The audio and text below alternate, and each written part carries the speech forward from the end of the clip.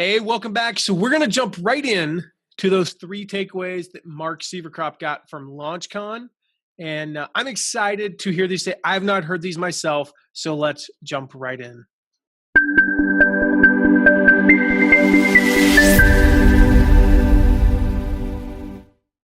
Hey, what's up, everybody? Matt and Mark back here again, talking about LaunchCon, Jeff Walker's event. If you missed the last episode, make sure to go back and check that out. We'll link to it below this. And we shared kind of a big takeaway. It wasn't our intention, but we decided to cut it off because we had a good stopping point there. And you were just dragging on, quite frankly, man. You just couldn't shut up. But kept going like this, and you just weren't listening. So go check that one out.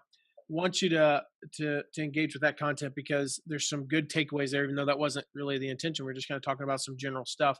But today we're going to get right into it. We're going to start with takeaway number 1 because that's a good place to start. Unless you want to start with 2 or 3. It's a good place as any, I think. Go 2, 3, 1, 2, 1, 3.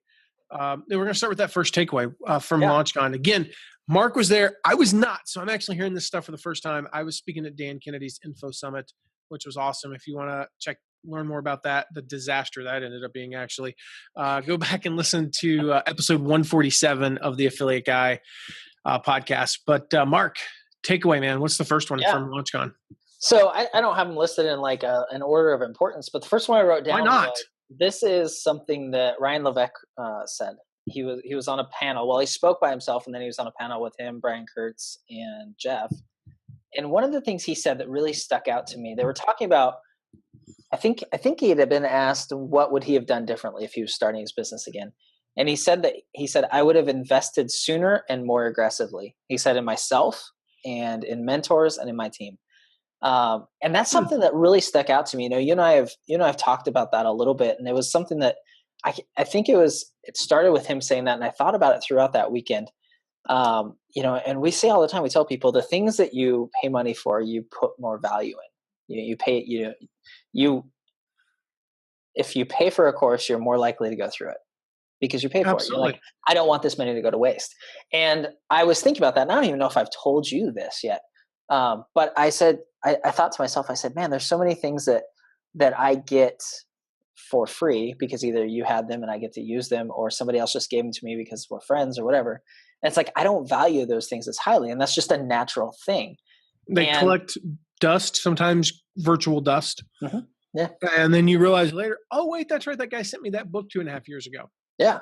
And it's like, if any of you have ever been fortunate, I was, that my father bought my first car for me. Now, I actually don't recommend that. I actually recommend doing what Dave Ramsey does, where however much money your kids save up, you match it and they can buy a car. But that's a whole different story. But my dad bought me my first car, and it was like $4,000. I mean, it was a boat, and, we named it the Hoopty Mobile. Because, I mean, that thing, you go over a speed bump, your head's hitting the roof. And after a couple of years, the hydraulics went out. And if you hit a speed bump, your head went through the roof. But it was a good, you know what? It got me from point A to point B. And it was definitely not a looker. Like I had a special parking space on campus. It was so big. And it might as well have been a limousine.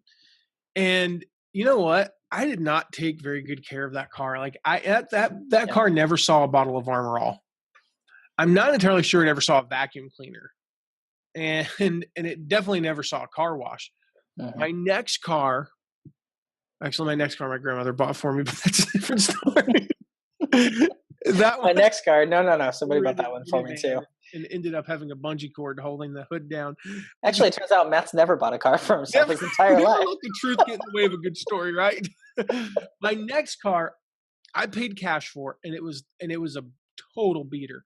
It was the hardest $3,000 I have ever come up with in my life. Okay. I was determined I was going to pay cash for one, and I scrimped and saved and, drove the bungee mobile for as long as I could.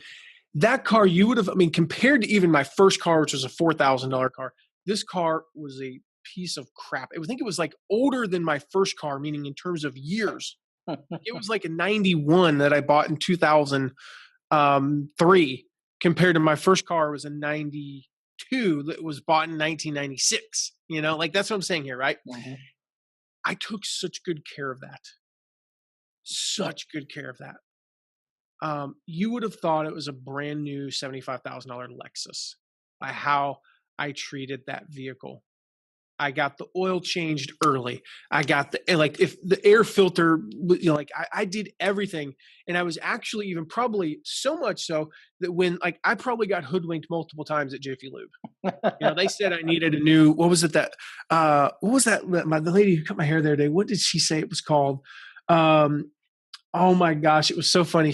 It was like a Rootaroo valve or something. She said she was dating a guy and they went on their first date and he was talking about cars and she was like, yeah, she's like, it sounds like it might have been a Rootaroo valve. And he's like, no, I already checked the Rootaroo valve. And she's like, yeah, we're done here. Anyway, Right. I say that to say that we take care.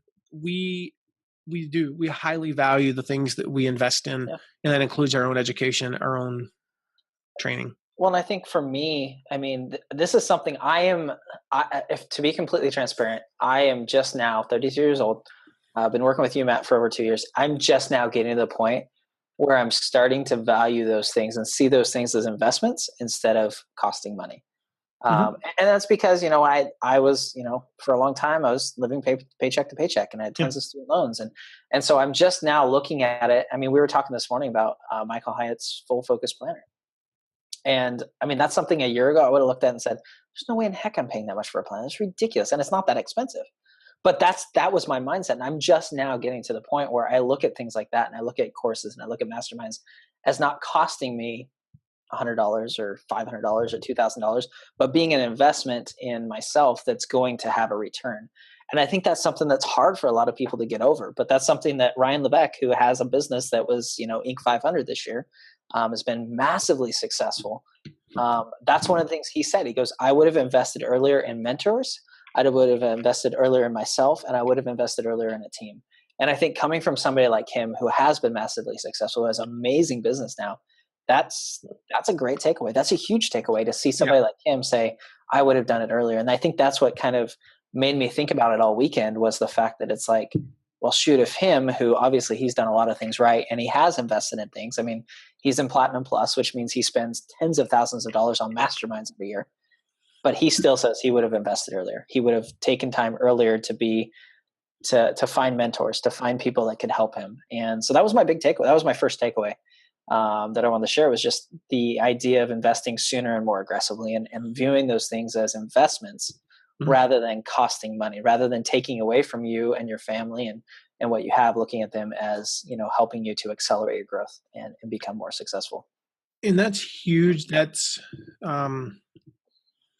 that applies to anything. I looked back to, as you can tell, and I said this from stage at Dan Kenny's event, I had to come up with an example of an industry. I said, clearly I'm into endurance running, like the ultra marathons, and the crowd laughed, and I was like, man, y'all laughed way too much at that. But I'm getting in better shape now, and the best way right now with our lifestyle is not to do what I did 10 years ago when I realized that I was going to die at the age of 40. And I said, you know what? I got to get a personal trainer. And it wasn't a cost, to pay $40 a day, 4 days a week to get in the best shape of my life was not a cost. It was an investment. Like, I was so much more productive at work. Yeah. But that doesn't work now just because of, our situation, not financially, but just the way things are with the family. So one of the ways that we realized that this would be awesome was Tara and I work out together for 30 to 35 minutes every day, 6 days a week. And the best way for us to do that was to go invest in some Beachbody stuff. It's a cost. We have less money. That very next moment, we had less money in the bank than we did right before that purchase. But we've been doing it for a couple of weeks and I feel great. So how is it not an investment? And well, duh, wish I'd been doing that 5 years ago. And we're now having a shared experience. And so we're not like the people who do CrossFit together. As the joke goes, how do you know if somebody does CrossFit? Don't worry, they'll tell you. We're not like those people, but you know what we talk about for a few minutes after and occasionally the next day is, remember the burpee bear crawl burnout? We have a shared experience. We have a shared struggle because the 15-minute mark, I'm dying. My legs are burning. Like I've got lactic acid pumping in places I didn't know I had lactic acid. My ears hurt on these workouts. It's a shared experience. Watch any movie, Hunger Games. Hunger Games. Just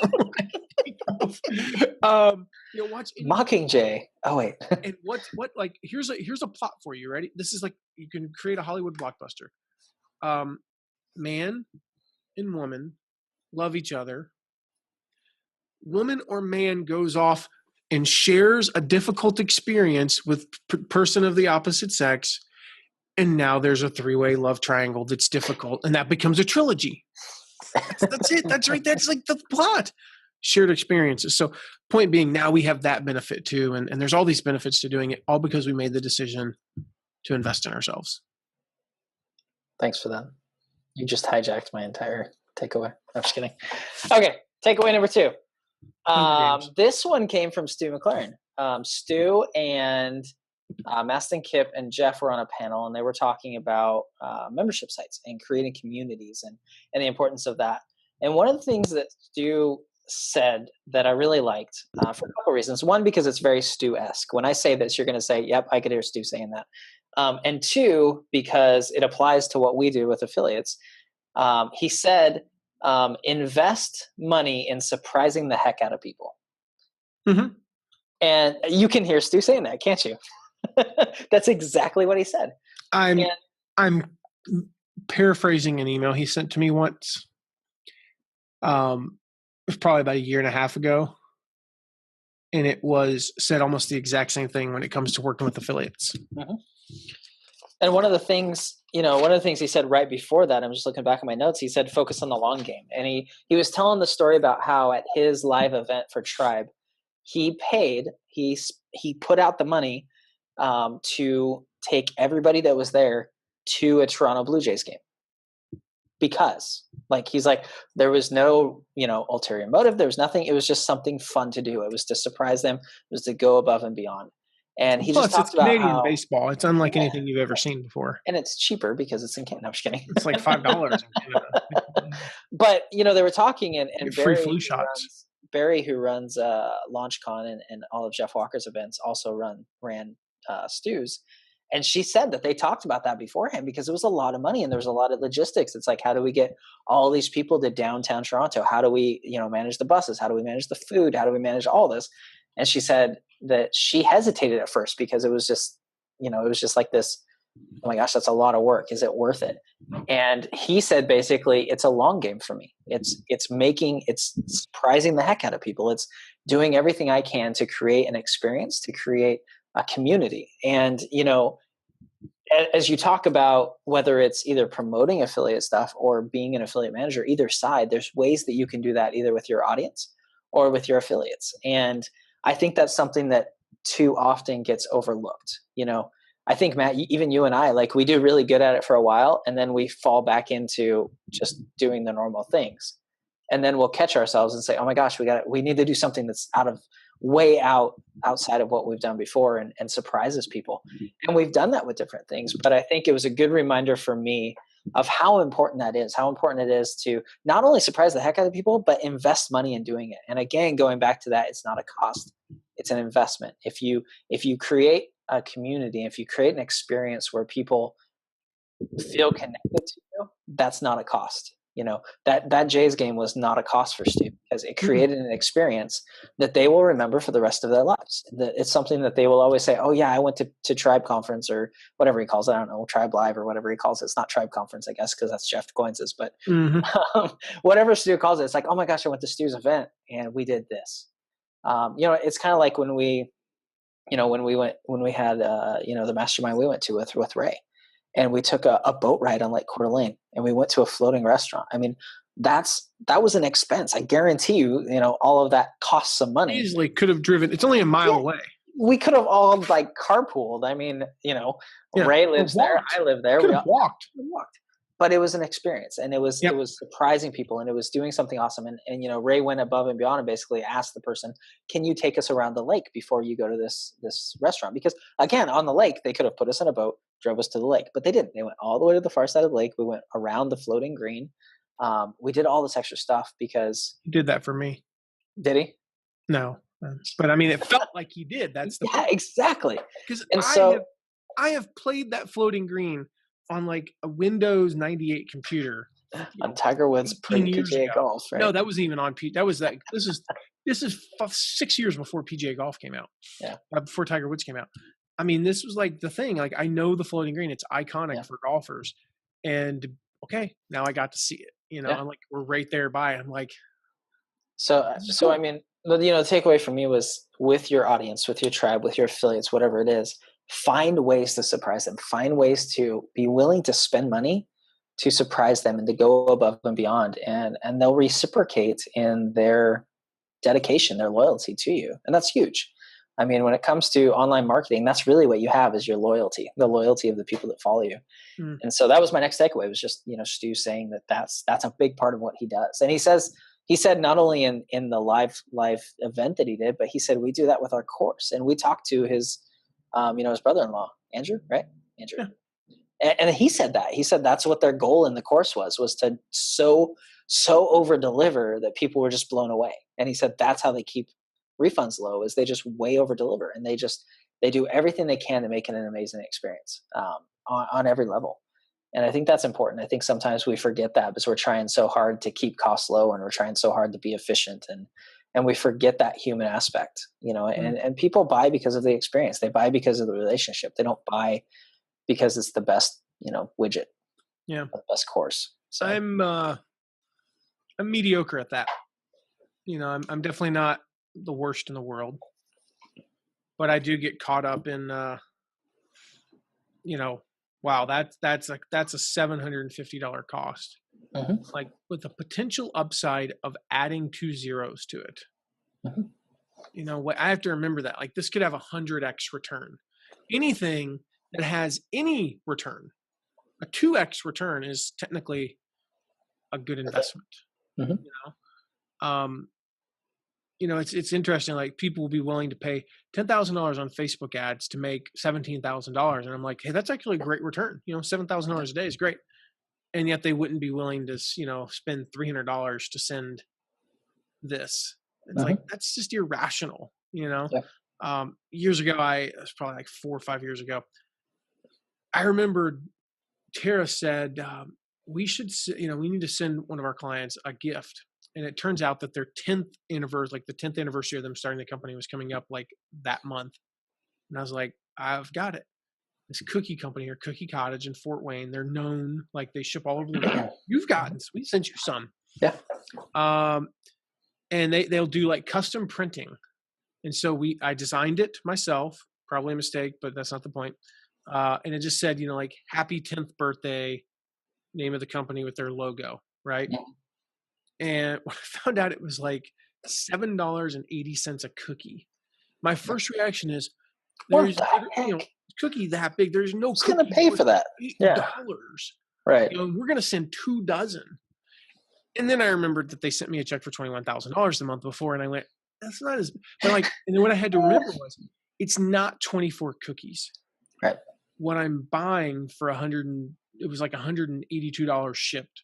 What I'm buying is wow. Yeah. I'm buying wow. Absolutely. I'm buying that they literally took a team picture with the cookies. I'm buying that. I mean, when I went to their office 6 months later in New York City, that on like multiple of their, like, their little, they have cubicles and they have like the cloth stuff. Multiple people there had pictures of them biting into these, like in a these fake $8 cookies. Yeah. biting into these cookies. 3 or 4 people still had the cards that I had sent them the previous Christmas. That cost a lot of money, and I hand wrote them. They cost money and time. That's what you're buying. That's what you're investing in. Well, I mean, every day they see that picture of that cookie and that card, and they remember that. Then that afternoon, when Matt, calls them up and says, "I need a big favor. Could you generate this report for me?" I'm the guy they're going, absolutely. And that report is worth $10,000 to me. Yep. And the key to it is, I mean, this is like relationship building 101. You didn't do it because you thought you might have an ask later on. You did it because you appreciated them. I mean, we had And I knew that I would have an ask later You on. knew that would be the natural consequence, but you didn't say, I know that next month I'm going to have to ask for this, so I'm going to. Oh, yeah, exactly. I knew that I would eventually, of course. Right. I mean, that's a relationship. You do Yeah. that. But I mean, the same thing with me. I mean, we have a client that out of the blue, I opened a package one day and I had an authentic Sounders jersey. I'm a huge Seattle Sounders fan. And this client, for no reason, it wasn't because it was my birthday, it wasn't because whatever, they just sent it to me with a note that said, hey, we appreciate everything you did. I mean, that's huge. Like every time I grab that jersey and I wear it, which is quite often, I look at that and I remember that client. And I have mentioned it to him many times before. You know, every once in a while, it's like I was wearing it when the Sounders won the MLS Cup last year. And I'm pretty sure I mentioned to that client. At least 3 more times this year, right? I am. I'm going to wear it 3 more times. You know, and I mentioned it to that client. I'm like, hey, you know, thanks so much for sending this, because that was something, and it wasn't even the cost of it. It was just they took the time to do something that they knew was important to me. And that was cool. And so I think when Stu's talking about, you know, surprising people, that's what he's talking about. Like, just let people know that you appreciate them. Let people know that they matter to you, that you value them. And if you do that, they're going to be crazy loyal, like ridiculously loyal.